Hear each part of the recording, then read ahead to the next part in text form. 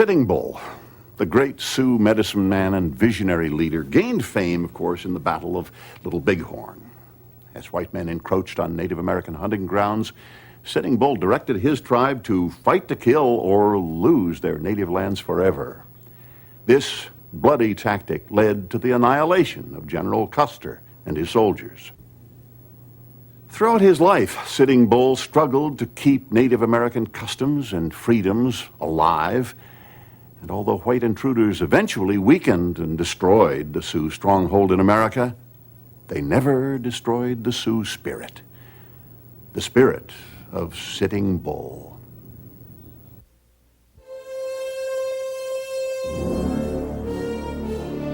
As the smoke cleared from the rolling grasslands along the Little Bighorn River, the Lakota Sioux Indians celebrated their greatest victory over the white man. Although not present for the battle, the spiritual leadership of the legendary Lakota chief Sitting Bull was enough for him to be credited as the man who killed Custer.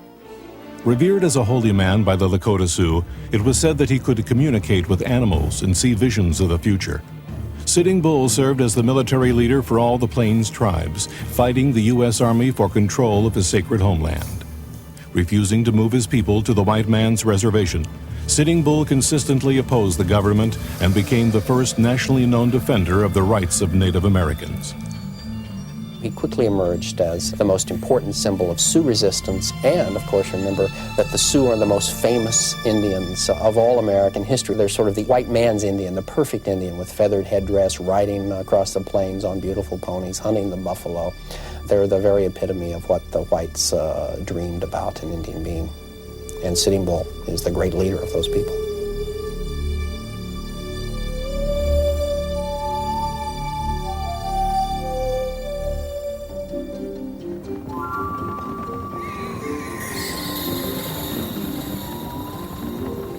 My horse be swift in flight. Bear me now in the safety far from the enemy's arrows. And you shall be rewarded with streamers and ribbons red. A Sioux warrior's song to his horse. The Sioux Indian, proud and confident astride his beloved pony. It was not always so. Listen to the Sioux origin story of Joe Flying By.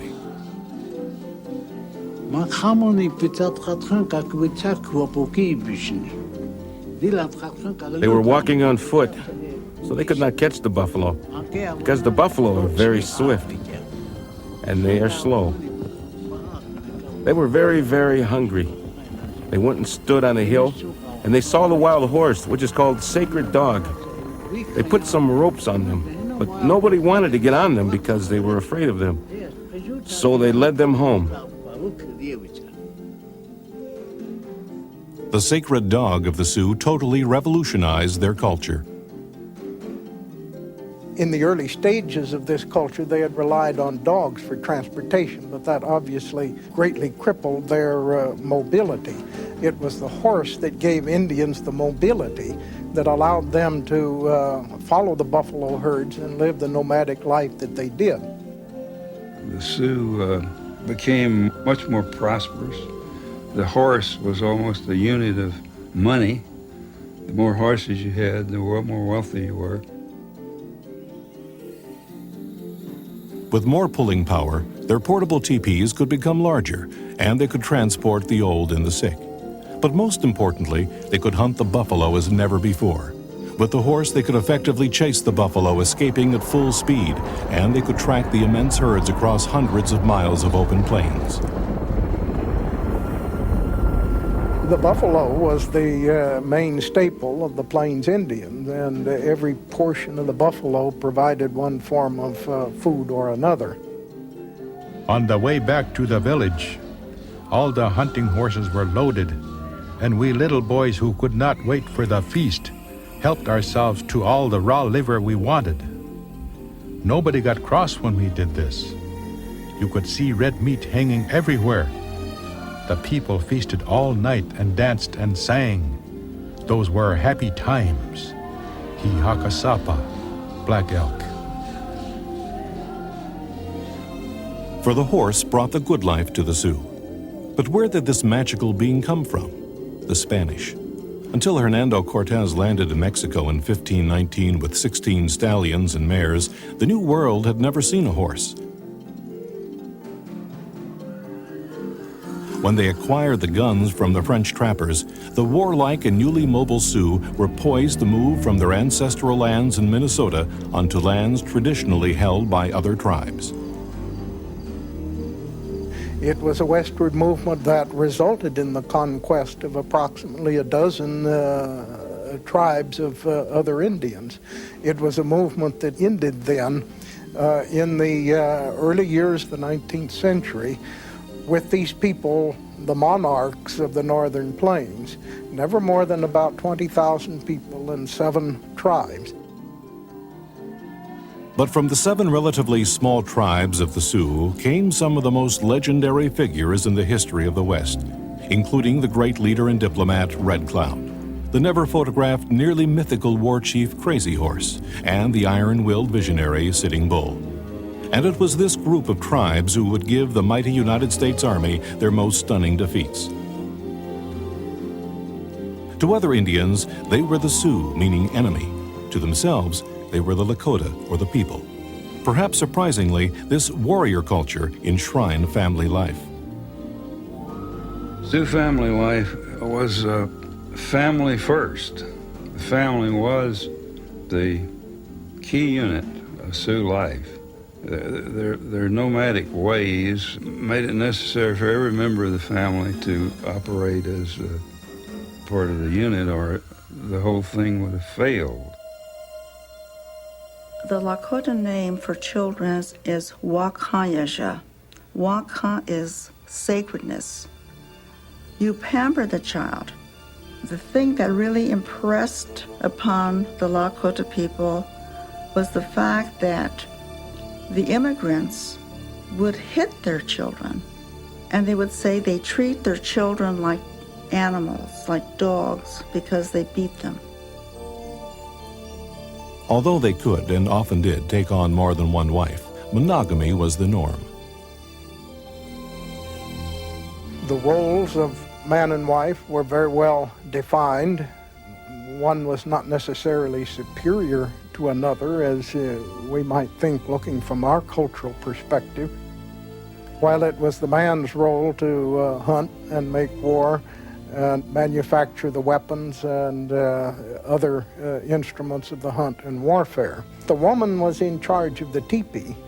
And this was a society in which the woman ruled the family in the sense that it was matriarchal. When 2 got married, he moved in with her, even if she was from another tribe.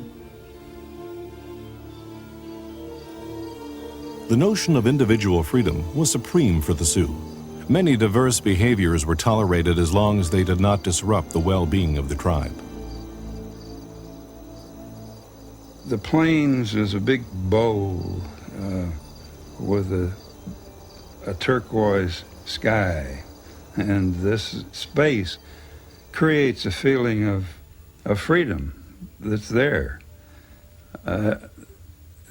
No one can live there without feeling free, and under all this beauty of the sky and the land, the Sioux were probably the most freedom-loving of tribes. The Sioux expressed their deep spirituality through dance and music, with their most sacred ritual being a yearly ceremony of physical self-sacrifice and stoic endurance of pain, called the Sun Dance. The thing that really strikes most people as being very sadistic is this whole notion of piercing, which the men went through. These were voluntary decisions that a man made, and he would do this because the underlying principle here is that all I have is my own body. And it was also very important to many of the men who danced because they danced for the continuation of the Lakota people.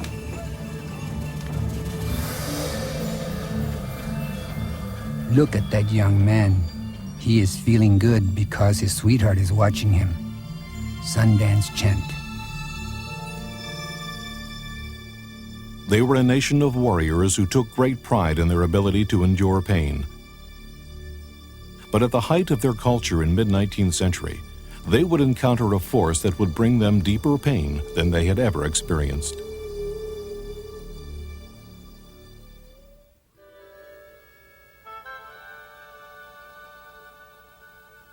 Sioux culture revolved around war. Their pictographs, sort of autobiographies or tribal histories in picture form, make their love of battle obvious. You see a grit and realism in the Native American pictographs that white artists would never embrace for another 100 years. Whites infused their images of Western warfare with a romance, with a light aura that glorified it. But the Indian pictographs show the horror of warfare, the torn and twisted bodies, the blood, the anguish that characterized warfare on the plains. Going on the warpath was part of a rite of passage for males.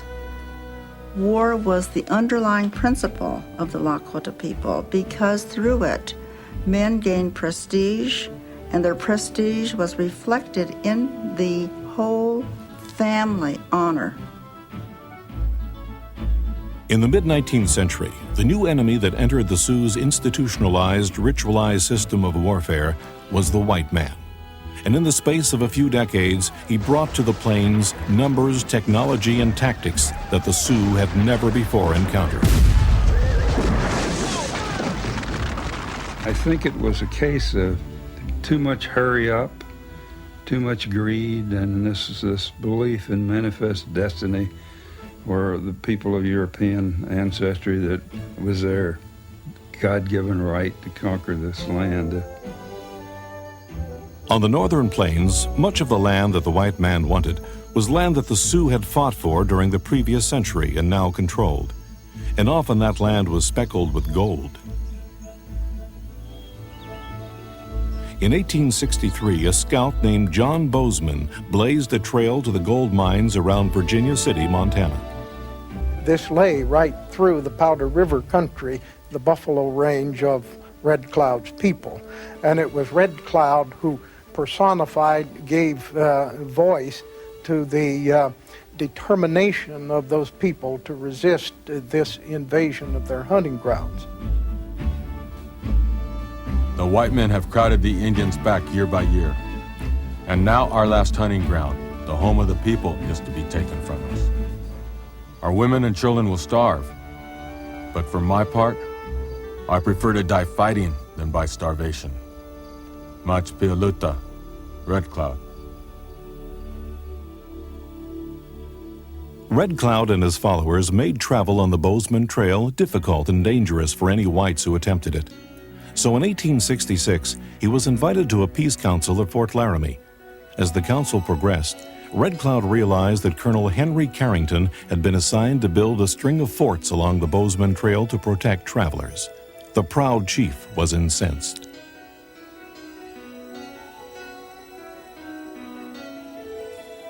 The Great Father sends us presents and wants us to sell him the road. Before the Indians say yes or no, White Chief goes with soldiers and steals the road. Red Cloud.